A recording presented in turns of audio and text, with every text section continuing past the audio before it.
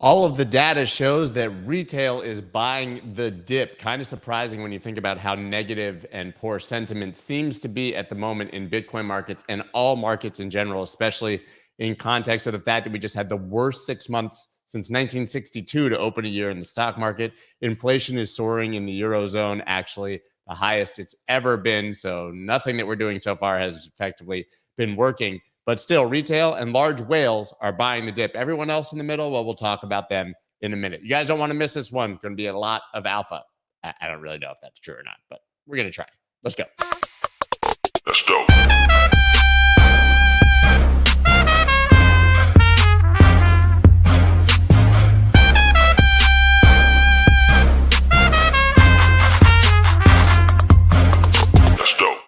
What is up, everybody? I am Scott Melker, also known as the Wolf of All Streets. And before we get started, please subscribe to the channel and take your brand new Bitcoin baseball hat.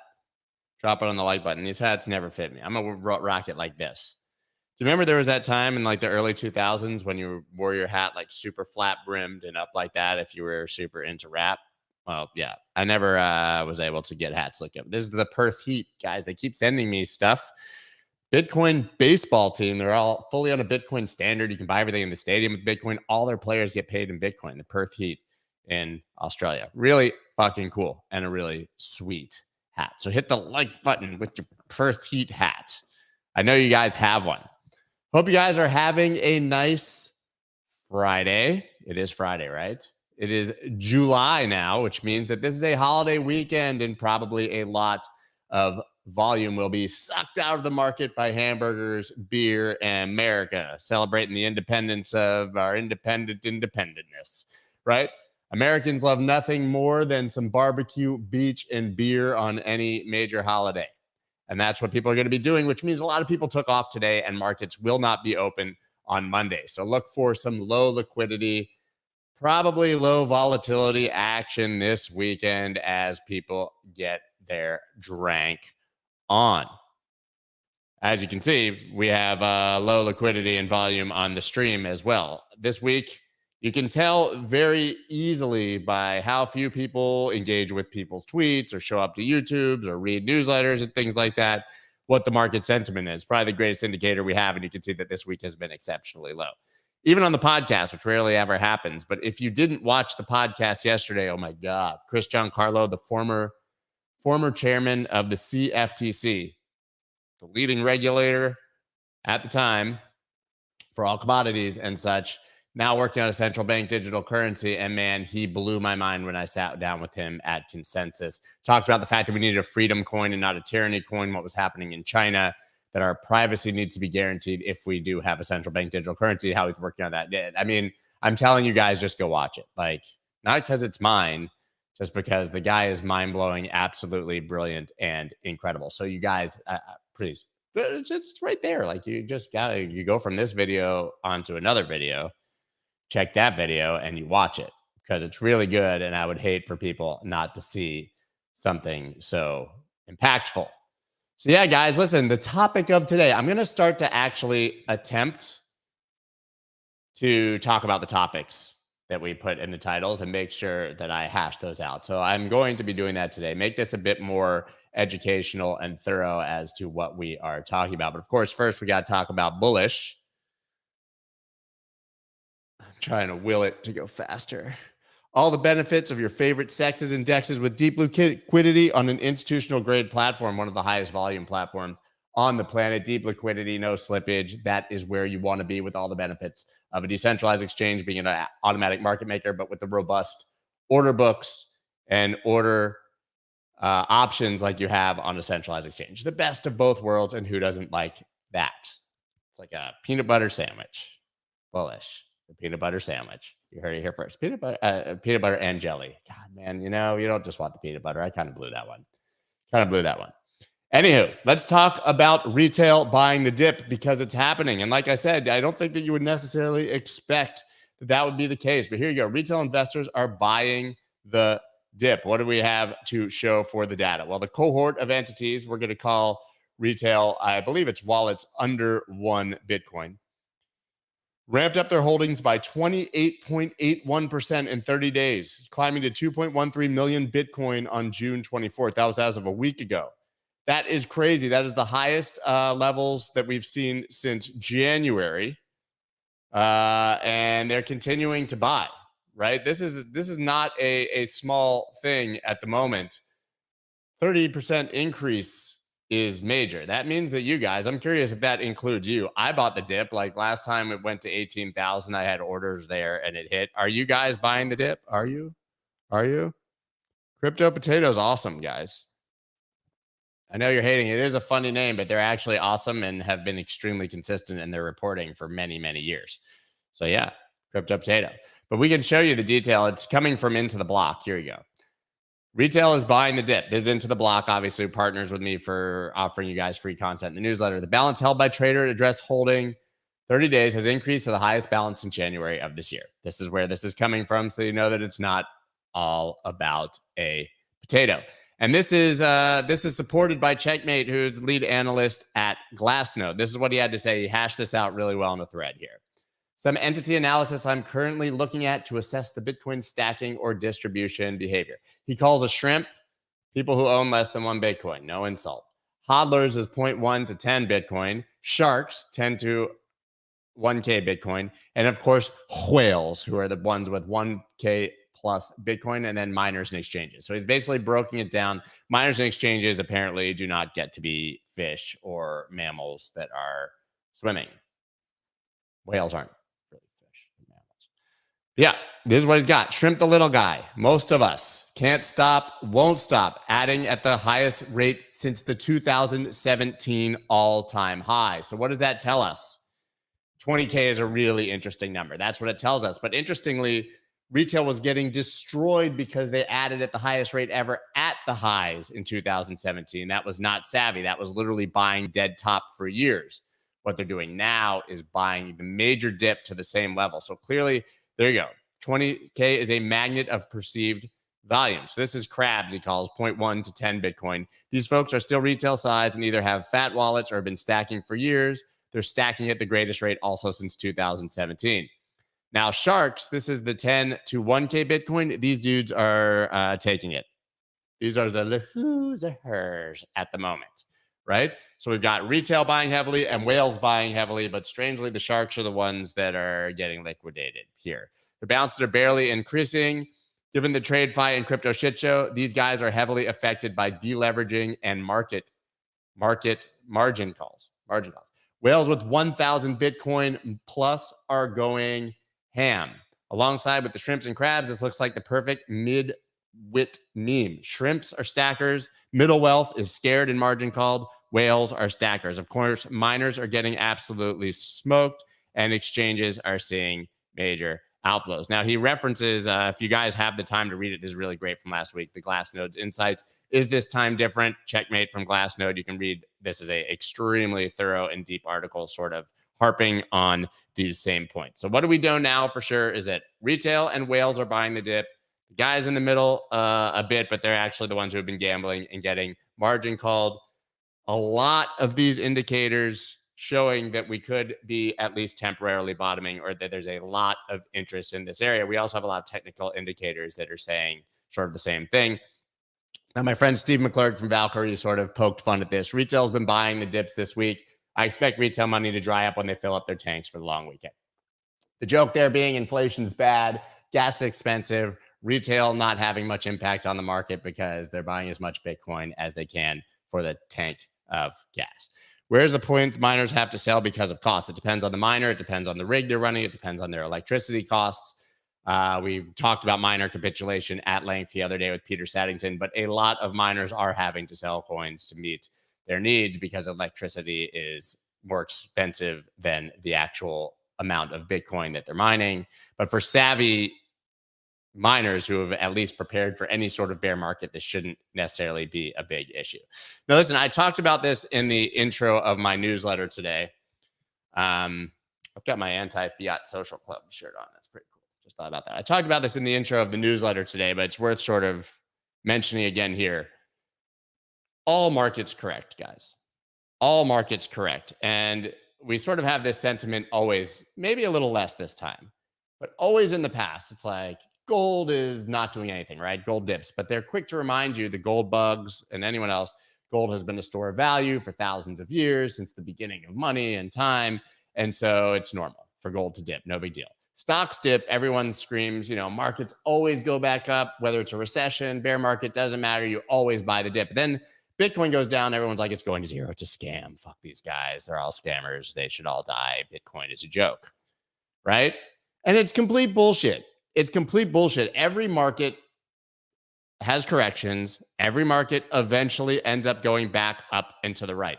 So it's important to remember that this time we've had a lot of bear markets in crypto in the past, but they've never really coincided with a recession or bear market in other markets. So people were quick to be able to say it's a scam. Look, stocks are still going up. 2014, 2018, 2019. Of course, there was one correction in 2018 in stocks in like December.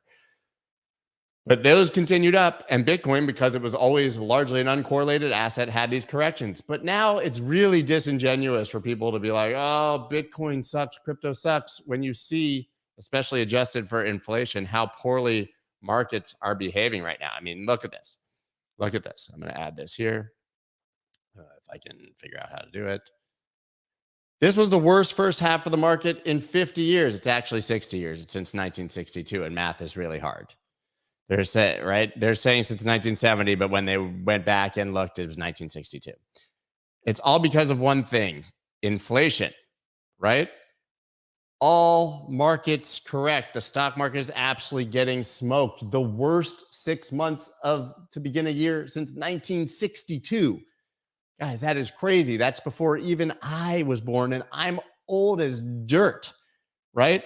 And we're seeing it across all markets everywhere in the world. And it's all really because of inflation and because of low liquidity, Fed quantitative tightening instead of easing, and hawkish sentiment from the Fed.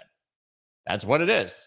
I mean, it's really crazy that all markets are behaving like this, but it's disingenuous to point out the crypto correction and slaughter when you also have the Netflix and PayPals and Facebooks of the world doing the exact same thing. But this is bad news.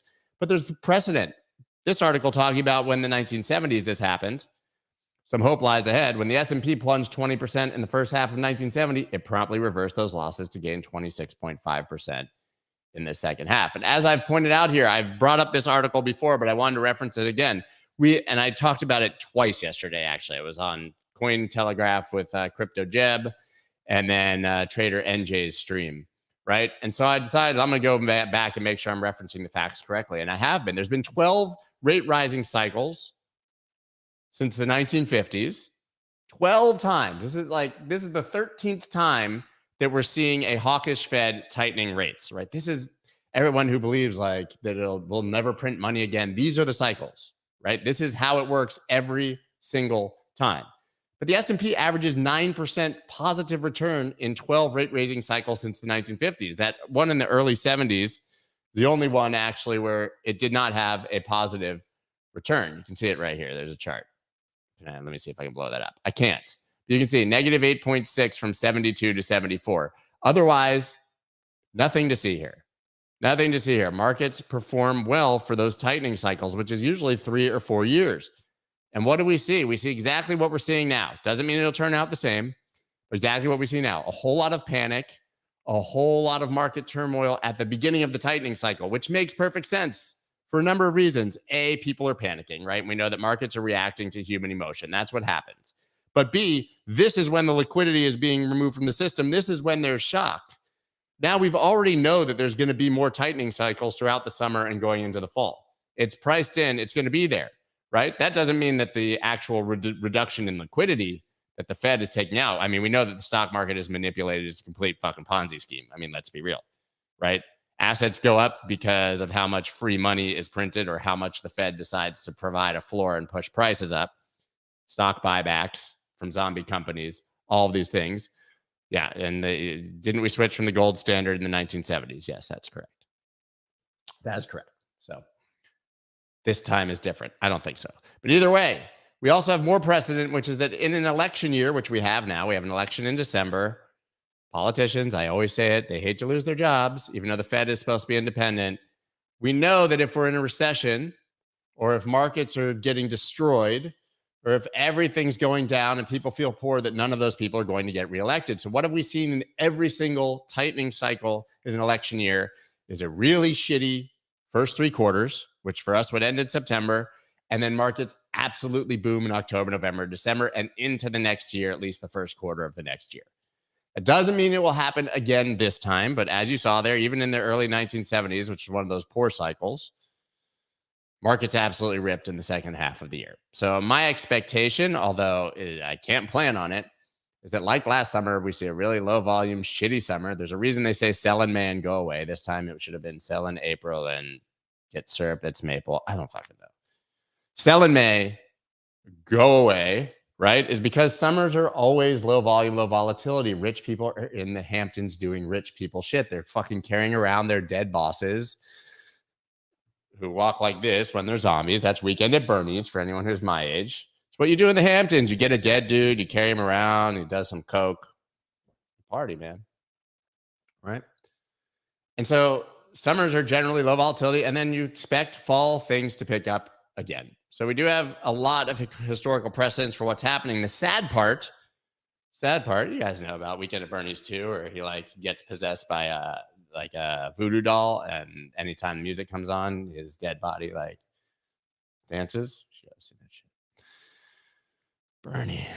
Bernie even has sex when he's dead. Bernie, in the first movie, if you guys don't remember that. But yeah, so lots of precedent. The problem is that we didn't expect Bitcoin to become this correlated in this downturn. But that gives us hope that if it's going to remain correlated, it will benefit from those same factors I just talked about, and then can decorrelate to the upside, which is exactly what we saw in March of 2020, right? Bitcoin bottom, 3,800, bounced back to 6,000, went up to 69,000. Everybody touts the stock market like there's this Wall Street circle jerk of dudes like, oh, it's so good, right? Doubled. Stocks doubled. We went up 17 times. And even at 20,000 from those 4,000 lows, if we're comparing lows, stock market doubled from the lows. We doubled from, let's call it 4,000. We're still up like 5x. It's all about time frame. It's all about perspective. But it ain't that bad when you think about it. But what is bad is fucking inflation. My God. Eurozone new inflation record adds pressure on ECB. Because the ECB, yeah, you know me. You down with ECB? Yeah, you know me. This whole party. Break it down. Scorching rise continues to be primarily driven by energy prices. Well, yeah, we got to stop doing all that war and oil shit. But yeah, dude, they're getting smoked in the Eurozone. 8.6% inflation, which is a number that they made up out of thin air. Anyways, where did you get your data? I made it up. Right? It's much higher. Anyone who's, I don't know, gone to a gas pump or bought a steak knows that this shit's crazy wrong. Right? But either way, now the ECB is going to have to tighten too. But the expectation, even my expectation, was certainly in the United States that over the last few months, inflation would top, used car prices kind of going down, a few signals, and then we'd start to see 8.6, 8.3, 8.1, 7.9. They need to get this shit under wraps before election time, or y'all gonna lose your job. Y'all gonna lose your job. You ever see that video of the lady getting cuffed in Miami? She's like, y'all gonna lose your job.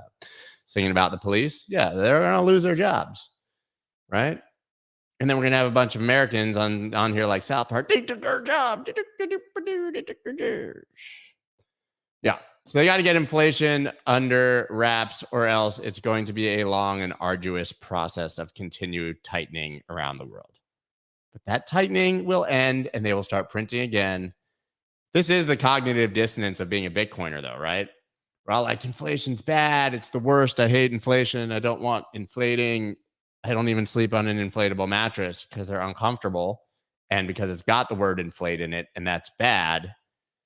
But then we realized in this cycle very quickly that when the central banks start to actually care about inflation and try to reduce it, our number doesn't go up anymore. So leaves us thinking, hey, should we actually want central banks to become responsible? They won't. And handle inflation, right? Become more hawkish, or should we cheer for that sweet, sweet money printing so that our Bitcoins can be worth 6 figures and gas will be $700 a gallon? But yeah, it is a cognitive dissonance. It is cognitive dissonance. Someone just said that they caught my naughty by nature. Yeah. Yeah, you know Naughty by Nature, right? We got to get one for Hip Hop Hooray. You took a picture of a mama, but you couldn't make my day. Hey, I'm okay. We can't do it. But I am down with ECB. They're going to print, right? Yeah, of course I'm right. Of course I'm right. Right? If you really believe that inflation is a problem, you should actually be like, yay, government, they're finally admitting, even though it's their fault, they're finally admitting inflation is a problem. We should cheer for them to become hawkish. And then you're like, but wait, now I'm fucking poor. Ghetto Bastard is one of the greatest songs of all time. Yeah. Yeah. Ghetto Bastard, born up in the projects. Yeah. I mean, Naughty by Nature, man, in their prime. They were unfuckwittable. If anyone can tell me who unfuckwittable comes from, UNFUKWITABLE. You get a prize. I don't know what that prize is. But you can tell me where that comes from. But unfuckwittable. Yeah, it's not even. I'm Googling it to see if it comes up. It's really not even there. I'm not going to get into that. Anyways, so things are bad. But hey, some people are buying the dip that aren't just retail. We've got El Salvador buying the dip. Listen, like Sailor yesterday bought like 480 Bitcoin or something, which was $10 million. I mean, that we talked about that. Like he was like, oh, let me go out to my yacht and check the couch cushions. And then it was like, oh, I already did this yacht, scoured the cushions for change. I'm going to go to my other yacht. I'm going to now do the clout thing. I've been on 3 of his yachts. 3. Step foot on 3 of his yachts. But they were all parked. I never got to go anywhere on them. So that's fun. Yeah, go in the yacht, pull out, siphon out a little gas, do the thing where you take a tube and you're $10 million in yacht fuel and change that for Bitcoin. But just out there buying the dip, right? But El Salvador, they could only get 80 coins. They're a country.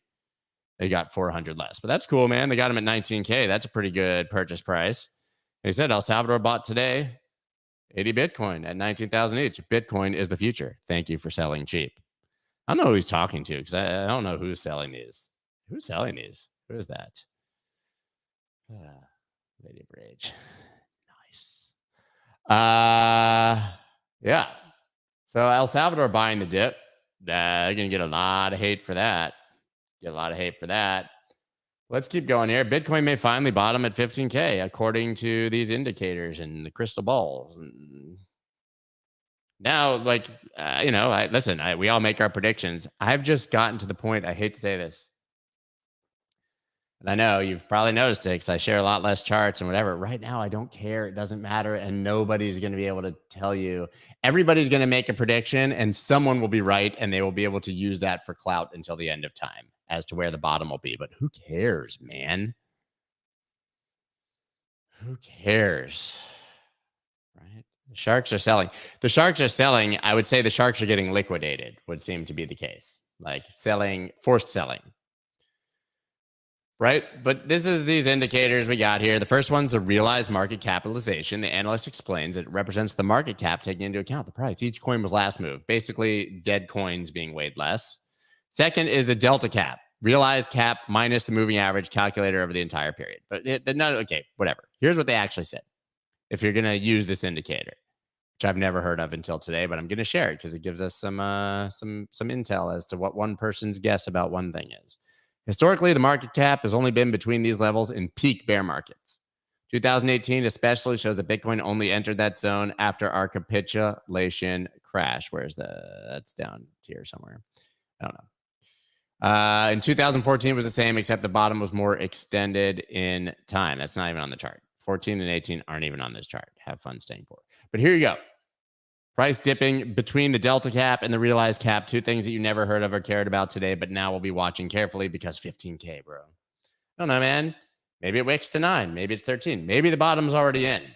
I think at this point, the best thing you can do is not try to guess, not try to make stupid predictions, and just fucking wait. Yeah. That was a hilarious, awkward explanation of Weekend at Bernie's. What was awkward about it, bro? You know what I'm talking about.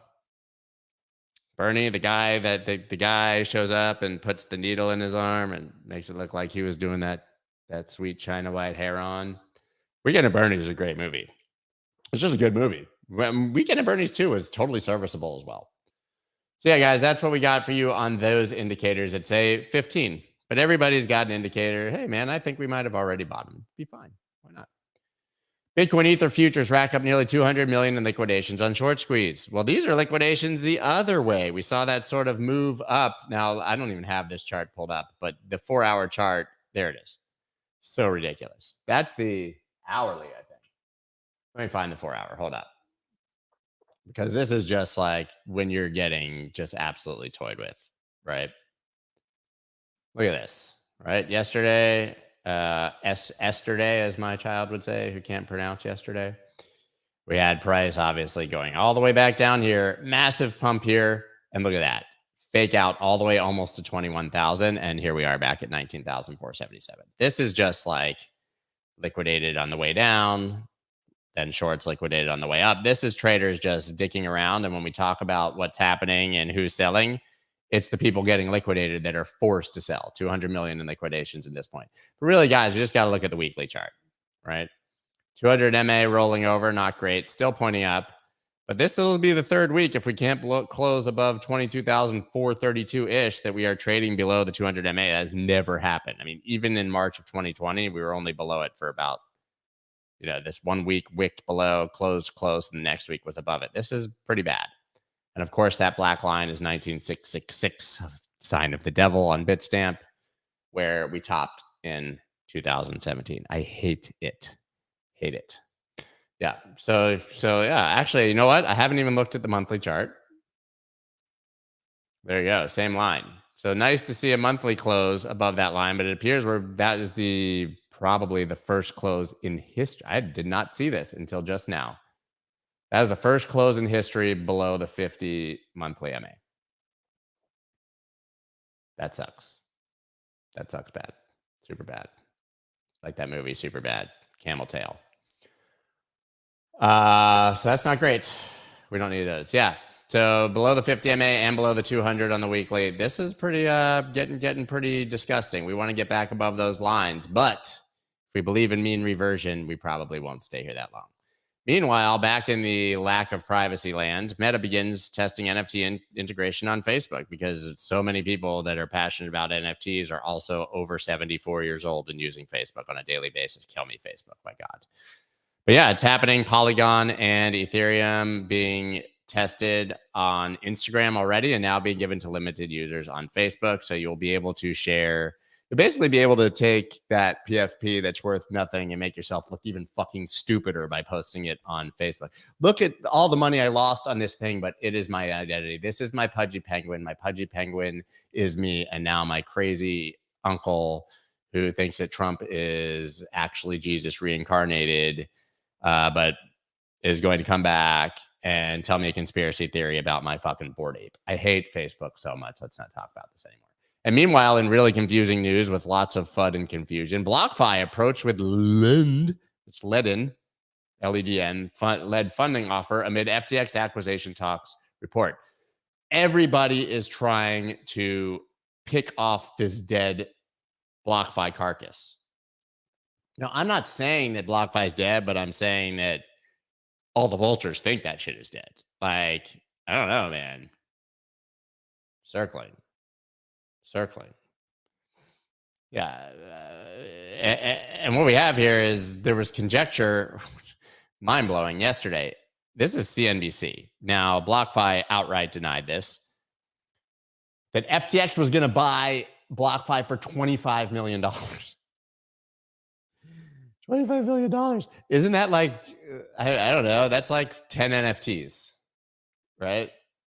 $25 million for a company that was recently valued at $3 billion, was just said to be raising a down round at a $1 billion valuation, now could be bought for $25 million, right? All because of 3AC Celsius and this sort of tail risk of contagion that's been happening here. Now, they outright denied this, and Lend is making a much higher offer, up to 400 million, include 50 million in equity, but that would be a credit line, I believe, for 400 million.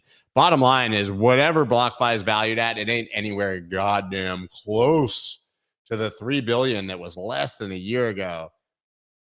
Everything is dying. I hope we come out of this stronger. Listen, I have been a big believer in yield and CFI and all of these things. Dude, I'm on these platforms right alongside you guys. I got a ton of money on Voyager. Yeah, pretty disappointing to see all of our heroes getting roughed up like this, but I guess people really were not prepared for the bear market. Sam Bank, look at Sam. Does he look like someone? This is a nice guy. $25 million. Yeah. Speaking of Celsius, is it true that Alex M was caught trying to leave the country? As far as I know, that was complete conjecture and FUD. Nobody has substantiated that. I mean, the guy's allowed to go places. Well, did Pomp lose one? If FTX is bought by any, if BlockFi is bought by any of these things, certainly FTX at a 25 million valuation, Morgan Creek. Sadly, we all love Yusko, Pomp, Jason.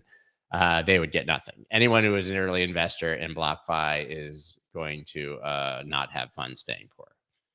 Maybe up to 5 billion. I had read 3, but I think their last raise was at a 3 billion valuation, but they were valued as high as 5 billion at one certain point. This is pretty crazy. What do you think of SBF? I don't trust the guy. Feels like a wolf in sheep's clothing. Came out of nowhere just a couple of years ago. I love the guy. Free market. Is he a wolf? Do I think he's a wolf in sheep's clothing? Yeah, I think he's a wolf in wolf's clothing. I don't think he is in denial of any of this, right? I mean, listen, the guy, of course, he's an effective altruist. He gives away most of his money and has said for years, even when he was at Jane Street before his crypto days, that he would give away all of his money to charity. So whatever his intentions, it's really nice to see that. Really nice to see that.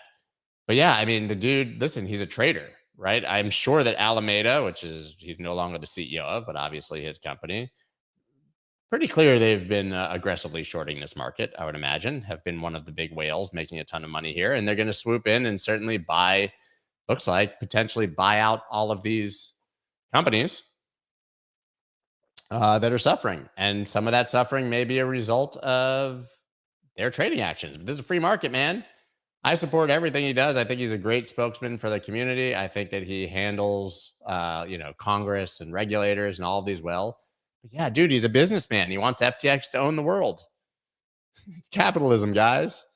Capitalism. So yeah, I don't know, man. Seems like a pretty good. And listen, if these bailouts happen, all those BlockFi people and Voyager people like myself, we'll actually get our money back. So whatever you think of him, better than insolvency.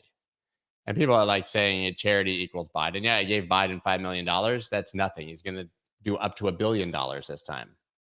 Frankly, guys, I hate to say this, but you got to play the game that's presented to you. And we need people who can afford to give major political donations and play the lobbying and PAC game in Washington if we want sensible regulation, right? Would you rather him have given a ton of money to the guy who lost the election? No, we want to have influence. Sadly, that comes with money. Can I ask a question, Scott? I love people who used to DM me that. Hey, can I ask you a question? Bro, you just did. You literally, Gary June, you just asked a question. Go ahead. I'm going to wait. Can you see my comments, Scott? I can see your comments. I will now wait. Yeah. 1 billion, good for crypto, ship for USA. Yeah, but we're not getting any sensible campaign finance laws changed any soon. Sadly, we can all bury our heads in the sand. Man, I'm still waiting. Still waiting, Gary June. I see you, man. I can see you. I didn't know your mom's name was Gary. Maybe it's Jerry. I don't know. That was the question. Can I ask you a question? That was the question. That was it. Grow up and sell out. I mean, maybe you call it whatever you want, but yeah, I can hear you. Is this thing on? Dubai looks hot for crypto. Yeah, Dubai's on fire. Dubai also looks hot for human people. It's like 4,000 million degrees there. I can't believe he didn't come back with the question. Yeah, I'm here all week. Try the veal. Thank you. Tip your bartenders. He never came back with a question. Des, I see you every morning in my phone. Hello, tiny people in my phone. No, I cannot feel you. But I can feel you, if you know what I mean. Like the passion. Yeah, super hot for women because they got to wear the things. Yeah, you got left on read. Yeah, it's like I sent the text. I know you read it, bro. I know you read it. And now I'm just the only reason I'm still here live streaming is for Gary June's question. Jerry June.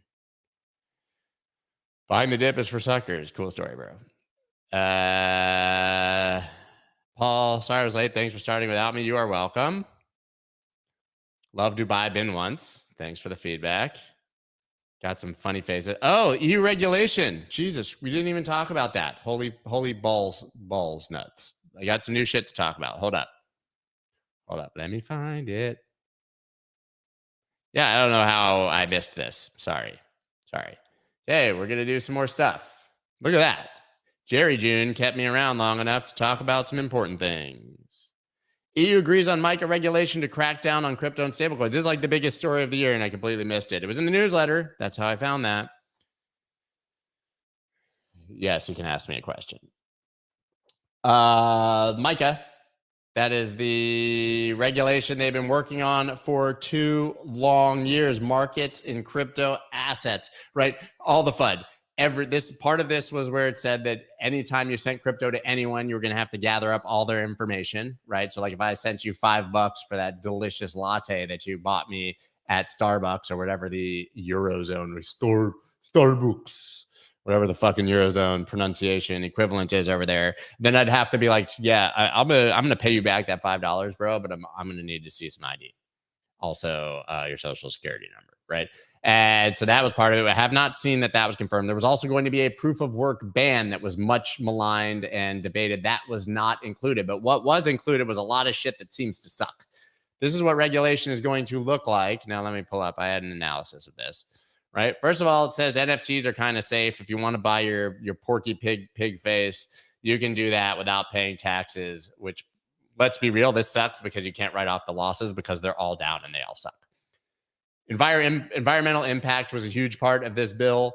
They're basically saying that every crypto company in some way is going to have to report on their environmental impact on a regular interval. Yeah, good luck figuring it out. Stablecoin laws are impossible. This is bad. They're saying you'll have to be fully backed. That's fine. That you're going to have to prove that. You're going to have to be able to prove that you'll be solvent if there's a bank run, that you can basically redeem endlessly all the monies that are coming at you. But what they said is that they'll have to be based in the EU or potentially have an office. That's the one that's under debate there. But so like what, USDC can't be traded in Europe because I guess maybe they'll just have to like go open a office in Munich or something. Munich. Fucking enjoy Oktoberfest, right? But that any stablecoin will only be able to allow 200 million in transactions per day. Tether does 50.4 billion in transactions a day worldwide. So that is going to be wildly problematic, impossible. And also, like, if I'm sending someone Tether, does that count on the 200 million, or is it like, I don't know, right? And then finally, consumer, you can read, by the way, in the newsletter, I wrote about this more, but consumer protections were kind of the main focus, which means that crypto companies are going to have to like have these wild disclosures and risk warnings. So everything you see is going to be like, this is risky and you're going to lose money here. They said that anything that is not like Bitcoin, they're going to have to provide the white paper right there with the trading. Like, so avoid anything decentralized, all those things. But also said that crypto companies, if they do not provide enough disclosures, will be liable for the losses of their investors. That's just shitty, man. I don't know. Shitty.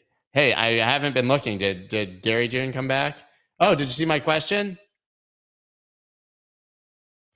Oh, Gary was trolling. It was, can you suck my willy, please, you Italian-looking willy sucker? Is it bad to be Italian-looking? I'm not going to suck your willy, Gary. Yeah, I mean, I knew that you were going to come in hot with something, and there was a lot of suspense. I'm going to be honest. So I'm going to rate this like a 6.7, Gary June, because like you did a really good job with the setup, right? I saw your question. I engaged twice. Then you came in weak as fuck. Like you should have done so much better. Like you could have called me so many Italian looking, bro. Like Italian stallion, man. That's a compliment. Bad. You just had the opportunity of a lifetime to come in hard with a great joke, right? And instead you came with this weak shit. So no, I will not suck your willy, Gary June. So weak, man. So weak. I mean, yeah, he tried. I knew he was coming in with something. Yeah. Your wife's a quarter Italian and my kids are better looking for it. That's right. He was nice. Honestly, man, you'd be like, Ben, Gary June. And honestly, I'm like, Gary June, let me send you an invite. Get up on here, dude. Let's do mom jokes. Just go back and forth with some mom jokes right here. I used to have mom jokes for days, right? Your mama only got one leg. That's why she wear New Balance, Gary June. Your mom's so fat, her blood type is Rocky Road. Her belt size is equator. Saw your mom kicking a can down the street. Asked her what she doing. She said moving. I don't know, man. Your mama jokes. It was like such a good time when you could make fun of people's moms. Can't do that anymore. You don't look Italian at all. You look Turkish. Cool, Turkish delight. Listen, I'm not even mad at the guy. I think Gary June did pretty good there. I just think he could man, if you're gonna work on the setup, and then you took so long, which means you were thinking about it. It was like, what am I gonna say to him? I've got him. This is my time. Yeah, I don't know. Scott, how you find energy to stay positive in this downturn? I don't know. I have an actual life, and this shit doesn't matter. I'm not saying money doesn't matter, but I've invested what I can afford to lose. It sucks. Don't get me wrong. But this is a very small part of my life. And remembering that crypto Twitter is not a real place and none of those people are real and nobody would say shit to your face. My experience, really. Whatever, man. It'll get better. It'll be fine. We got more mama. Your mama got feet growing out her titties. Bitch fell down and kept running. I kind of like that. That's funny. I mean, one of the greatest songs of all time, in my opinion, is Your Mama by The Far Side. Your mom is so fat. How fat is she? Your mama is so big and fat that she could get busy with 22 burritos when times are rough. I seen her in the back of Taco Bell with handcuffs. It's a sad fact. What? Your mama smokes crack. She got a burning urine and there's no turning back. Her knuckles drag down to the ground when she walks. Spit comes out that bitch mouth when she talks. Sitting on a mountaintop, tooting on a flizzard, riding on a horse, drinking whiskey out of bizzard. She got the wings and teeth of an African bat. Her middle name is Mud Bone, and on top of all that, your mama got an afro with a chin strap. Actually, his mama got a glass eye with a fish in it. Yeah, they had jokes for days in that one. Yeah. Your mama's got a wood leg with real feet. Yeah. Your mama looks like she been in the dryer with some rocks with the big bust nose, sucking dirt out her sock. Held up the ice cream truck with a slingshot to try to back up cheese torn and a soda pop. Your mama rootin' tootin' stole my loot and my suit. She may have the muscle, but no, she's not cute. She's not pretty. Oh, what a pity. Got a glass titty filled up with Kool-Aid just for the kiddies on a cliff, butt naked, tootin' on a flute. You guys know that song, right? You guys know that song, right? Mama so fat she's a hockey goalie. She could too. Fat people never made good hockey goalies. How much do you think you need to invest if you catch bottom to make it this next run? I don't know. Depends on your lifestyle. Gary June left. Didn't stay for the mama jokes, I don't think. Gary, you still here? Gavin's Wood needs you to contact him. Yeah, she blocks the whole net, but still, yeah. Your mama's so fat she's had on 4 quarters and made $1. I hate to tell you this, but 4 quarters, Brandy, is $1. I love you. And I feel you. She flattened them. I don't know. It is the right amount of money.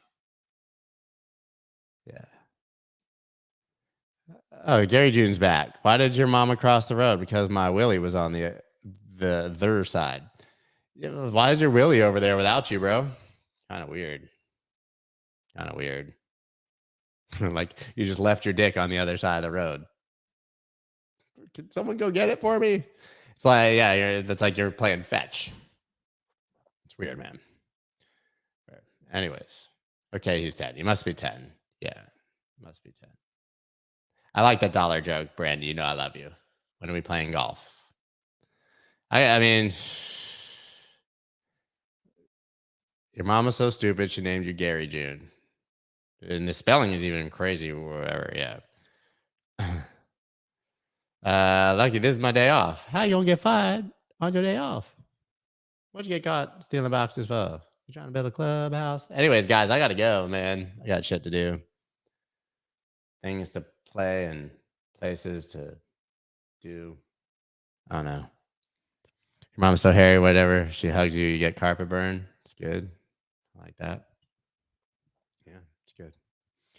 Yeah, Scott, watch us on YouTube. Lavelle Crawford, your mama jokes. I'll watch that.